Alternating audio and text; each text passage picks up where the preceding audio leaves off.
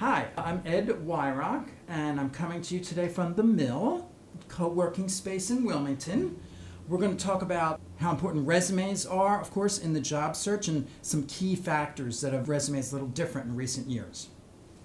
First, I want to encourage you, though, if you're a small business, not to consider joining the Mill. Joining the Mill. A friend of mine told me about 2 years ago, you need to be at the Mill. Very matter of fact, there was no discussion.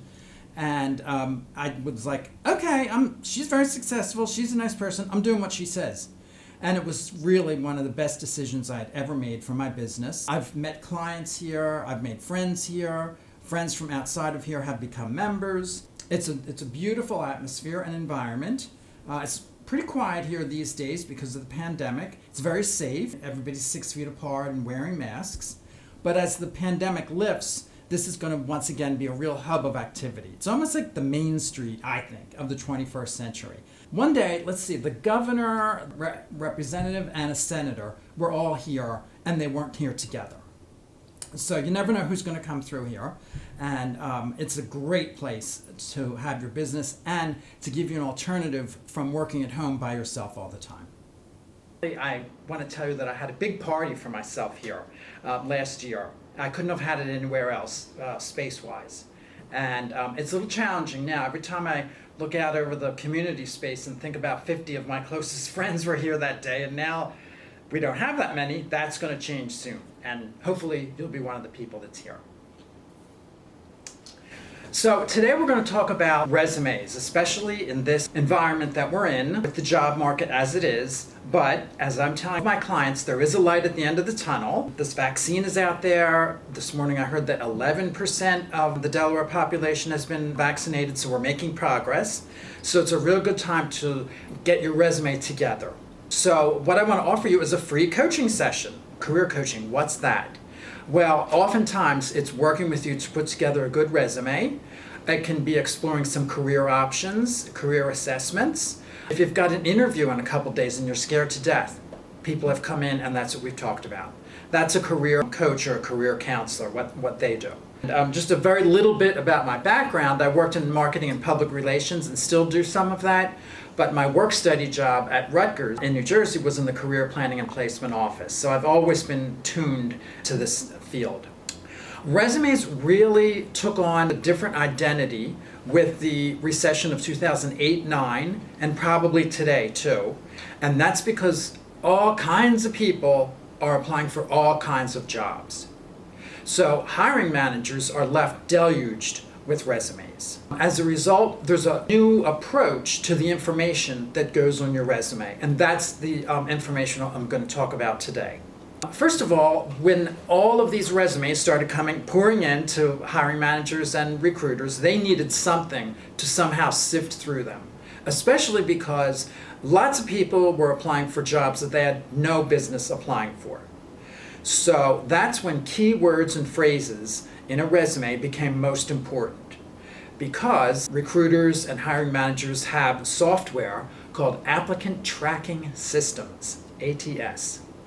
And they'll type at their desk 10, 11, maybe 12 keywords and phrases that the person that they hire has to have, or should have as many as possible on their resume. Then only the people with a good number of those keywords and phrases, only their resume will go to the hiring manager. Seems like a number of people that I work with are fairly familiar with this concept, but the way I do it and the companies that I work with, we don't count on the hiring manager finding those keywords and phrases. We put them in a section by themselves. I say we're going to put them up in lights so neither computer nor human being can ever miss them. And one of the real motivations to this is, in my field, we know that hiring managers spend an average of 6 to 7 seconds per resume. It's pretty drastic, but I think it's true.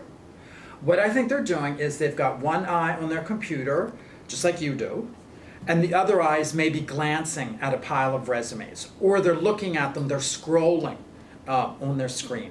So we need to put resumes together with the thought, don't expect them to think. Don't make them do any work. Just one example of that is you're email address really should be your first and last name.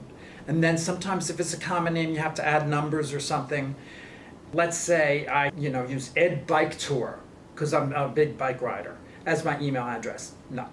Because then we're expecting the hiring manager to stop in his tracks and think, oh, what's this guy's name? You don't even want to do that. Just hit it so they can click on your name and the email comes to you. The next part of your resume that is a new concept somewhat that's really important is to feature what we call career highlights or star stories, situation, task, action, result. And we want to make sure that they are in an area of your resume where they stand alone. Lots of times I'll find star stories buried in people's resumes. And I think back to when I was in journalism school and my professor would say, you need to work on that. You've buried the lead. The most important part of the story maybe was in the 7th or 8th paragraph. It's buried. So again, we're not expecting that hiring manager to do any thinking or any work. So we have to bring that up and highlight it. The keywords and phrases and the career highlights are what we call above the fold. And some people might know what that means, some people might not. In the old days, when people read newspapers, above the fold, the biggest news of the day was on the top half. War declared, Biden elected, vaccine approved. It's the same with your resume. In fact, the reader should really not have to go beyond the top third or half of your resume to make any decisions because, same old thing, he or she won't. He or she is too busy doing other things and looking at your resume. So the idea is to really capture who you are, what you can do for the company. We sometimes call this your brand. I'll give you some examples. I'll take one from my own background. So I worked for 30 years or more in marketing and public relations, especially doing press relations, improving an organization's standing among the media, improving their reputation, that sort of thing. Career highlights, the best ones are what I call episodic. So I would say that I increased media coverage of a hospital system in New Jersey where I worked by 300%, by building relationships with reporters, returning their calls, developing stories, and accommodating them, just very briefly. And then you always want to think, okay, now 300%. If somebody asks me, prove it. Well, they had no coverage, that hospital system, in the year before I went to work there. And after I was working there, there were like 300 newspaper clippings and radio and TV stories. So that's why I came up with the number 300. Another example that I think is more common for people working on your resumes, again, I'll take it from my own experience. I do have other people's examples, so I was working at AstraZeneca here in Wilmington, and when they reduced their staff, I went to a career coach like that I'm doing now, and he said, okay, Ed, we got to come up with some highlights here. Tell me about AstraZeneca. And my answer was, everything was team-oriented. An agency did the work. I don't know. I don't think I could put anything for that. Oh, Ed, what's this here about a new approval by the FDA?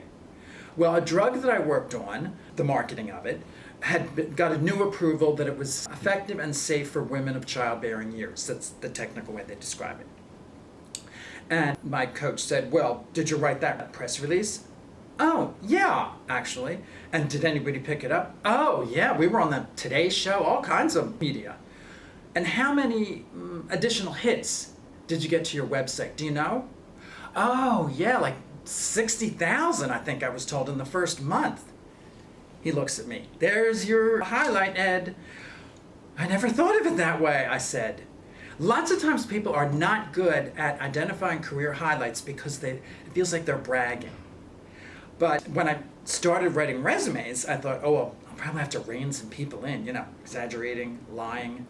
Let me tell you, 95% of resumes that I've written, people are not comfortable talking about what they've done and what they've contributed. And so I want to give you this advice. If you feel hesitant, if you have career highlights, but you feel hesitant about bragging, I want you to hear me ask this question. If you don't tell them, how will they know? So if I wasn't going to brag, which I wasn't doing, about press coverage that I generated, especially since I had moved to Wilmington, I wasn't even where I worked before, unless I told them, how would they know? And you have to do the same thing. That's all your resume is doing. And to get back to that really busy hiring manager, you're making his or her job easier by pointing out, this is why you want to hire me. Because the end goal of those keywords and phrases, and especially the career highlights, you want that hiring manager to say, he did that for such and such a company. She can do it for us. Call her. And they're not going to do that if you have a resume that has like what's expected of you on a job. This is an exaggeration, but you'll get the idea. Showed up every day at 9 o'clock. Other duties as assigned. I've actually seen resumes with that on it. No, you really need to put down there the impact and the value that you brought to an organization. I sometimes encourage people to talk to their former manager, former coworkers, and ask them, what could you really count on me for? If I asked that of somebody that I worked with, let's say 15 years ago, they would say, oh, Ed, you got us all kinds of press coverage. So that's what you got to play up. And I even sometimes tell people, I don't have to say older people, but people of my generation, just tell them some guy that's writing your resume is really badgering you to come up with this. Then you don't feel as though you're bragging. Just put the blame on me. It makes it it sort of takes the edge off. Another important point about resumes now in the 21st century, and this is something that I see 70% of the time on current resumes. People have copied the job description and pasted it onto their resume.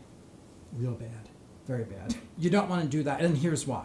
A job description tells what was expected of anybody in that job. Your resume needs to tell what you in particular did, contributed, achieved in that job. The other reason, of course, is hiring managers, when they're not looking for people, they're writing job descriptions. They're going to see right away. And then that's the reflection on you is, this person doesn't think much. And that's the last thing that you want the person at the other end to be thinking. Some people just assume that their resume has to be one page. If you have about 5 years experience or less, one page. But if you've been working for 15 or 20 years, there's no problem with 2 pages. As long as, in the end, it's about 1.5 pages. Not only does the information have to be concise, it has to look that way. So, in other words, you don't want to give someone your resume with thick blocks of copy. And I'll give you an analogy. If you look in a print magazine, maybe newspaper, pharmaceutical ads, one page will be, a picture of people, maybe they're out riding their bikes because it's for arthritis, let's say.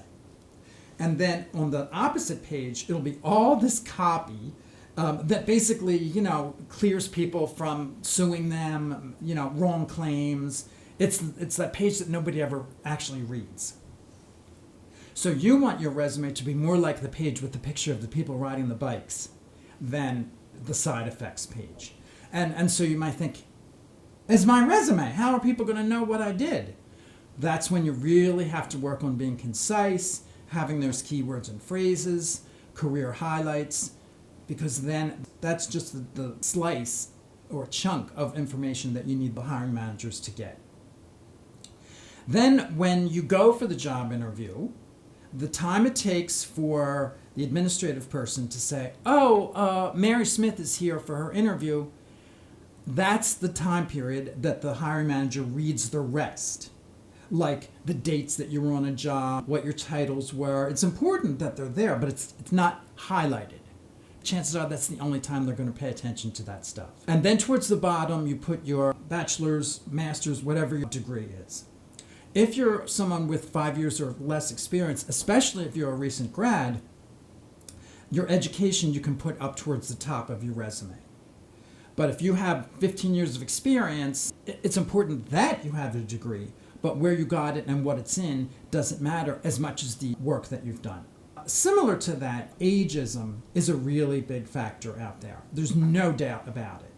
So we really only go back 10 or maybe 15 years describing a person's experience. Earlier job titles we can put on the resume, but lots of times we don't put a year. And they're not allowed to ask you for those years. You know, the hiring manager wants to know what you've done lately or recently. Again, from my own experience, many years ago, I actually had the chance to be the press person for Mother Teresa. And I really need to say no more at that. It was such a rare experience. So that coach that I mentioned earlier, I was saying, I'm just not hearing any feedback. And, I'm past 40 now, and public relations is a young field. And he said, well, Ed, you just have to take the details off of your early job, like the Archdiocese of Philadelphia, Mother Teresa. I mean, that was back in the 80s. I won't say specifically when. And I said, oh, no, I'm not taking Mother Teresa off my resume. I mean, that was a highlight. Well, eventually I did, because I said that it's a young field, and I was aging myself by putting the year that I did that job. And I did start to get calls for job interviews after that. And lots of highlights, including the approval that I talked about earlier. That was more important in getting a job than the Mother Teresa thing, because it was just in the year prior to when I was out looking that time. Some other important points: you want to make sure that you have a good size font, and you want it to be a fairly conservative one. These applicant tracking systems, they actually reject resumes that have any kind of a graphic element to them. Somebody I worked with yesterday had a nice resume, and on the top there was like a green bar, at least an inch, maybe 2 inches thick, and then her name was in that. Looks pretty nice. Those applicant tracking systems were spitting it out. So she was getting no pickup for her resume. I feel badly when I have to tell people that, because some people spend money, on that sort of thing, but it's not getting read. It's best to go with a conservative or traditional format, if for no other reason than you want to get it through the applicant tracking system. But also because, again, you got to think about that person at the other end and make it as easy as possible. I've had current resumes where I really have to go looking, and then I find the good stuff. Hiring managers aren't going to look. They're going to take your resume and they'll think, looks good, but I'll read it later. And then maybe they will, or maybe they won't. And you can't take that risk in the economy as it is today, or really any time. There's plenty of competition out there. And you want to have all the information, which is most of what I've talked about, but then you want it to look like it's an easy read. So make sure there's some white space, some breathing room is the best way I can describe it, and not like that page with the pharmaceutical ads. I would tell you that the last thing I'll talk about is a mindset for the job search, going beyond the resume. There's two approaches, very briefly. One is to respond to lots of job postings, send your resume here and there, fill out applications. Unfortunately, many times you hear no response. And your response is, I've sent out like 100 resumes and I haven't heard back from any of them. So you can spend about 10% of your time doing that. The rest of your time, 80-90%, you should be in touch with your network. 80% of new jobs are found through networking. And I think in a city like Wilmington, it's even higher. So you've got to use LinkedIn. You've got to get reestablished contact with people maybe they went to college with or worked with 5 years ago. And you want to convey that you're just keeping in touch. You're just seeing how they're doing. How is the pandemic affecting you? Those kinds of questions. And then you can say something to the effect of, I'm sending my resume just so you know what my background is. Or, my resume is attached. If you hear of anything, feel free to pass it on. Because what you don't want to do is give the person at the other end the impression that you're hoping or asking them to hire you. And the reason you don't want that to happen is because, very briefly, they can say, oh, sorry, we're not hiring anybody. Guess what? The conversation's over. But if you take that relaxed approach, just making sure people know what's happening, wanted to keep in touch, then they're comfortable and you'll have a better exchange. I think most people out there want to help people looking for jobs, but if they get the impression right off the bat that that's all you're calling for, it's not going to go anywhere. You've got to express interest in the other person to get that relationship going, and then your network will become more active. And finally, I think it's important so you got 10% responding to those ads, 80%, let's say, doing your networking, and then the other 10% of your time really needs to be spent on something that you really enjoy. You have to have a distraction. I think it's good if that involves exercise, gets you out of the house, away from your desk, away from your computer screen. I always say that finding a job is a full-time job. Psychologically, it's a real challenge. So you want to have that distraction where you can just, okay, I'm doing everything that I can. I'm connecting with as many people as I can. It's okay if I take an hour out of my day to go for a run or meet a friend for lunch, and we can do that again. You'll be much more effective at your job search if you have this time away from it than if you're just planted there at your desk looking for more work. My website is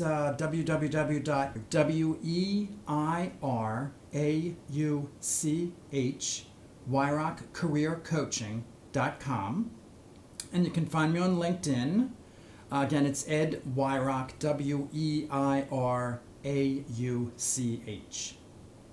Yeah, you could come to the mill. I get here almost every day.